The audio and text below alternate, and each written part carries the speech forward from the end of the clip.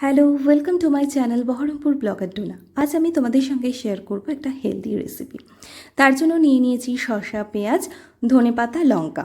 তো সবগুলোকে ভালো করে কুচিয়ে নিয়েছি প্রথমে, আর এরপরে একটা বোল নিয়ে নিলাম আর তার মধ্যে বেশ খানিকটা জল নিয়ে নিয়েছি। এবার এই সুইট কর্নগুলো বয়েল করে নিতে হবে। তো 3 থেকে 4 মিনিট বয়েল করে নেব। আর এরপরে একটা প্যানের মধ্যে 1 চামচ বাটার নিয়ে নেব। তো বাটারটা মেল্ট হয়ে যাওয়ার পরে বয়েলড কর্নগুলো দিয়ে দেব, আর তার মধ্যে স্বাদ মতো লবণ আর গোলমরিচের গুঁড়ো। গোলমরিচের গুঁড়োটা আমি দেখাতে ভুলে গিয়েছি তোমাদের, তো তোমরা কিন্তু ওটাও দিও। এবার 1 থেকে 2 মিনিট হালকা নাড়াচাড়া করে নিলেই কিন্তু রেডি। এবার আরও একটা বোল নিয়ে নিচ্ছি, আর তার মধ্যে প্রথমে সুইট কর্নগুলো দিয়ে দিলাম, আর এরপরে শসা কুচোনো, পেঁয়াজ কুচোনো, ধনেপাতা কুচোনো, লঙ্কা কুচোনো আর লেবুর রস।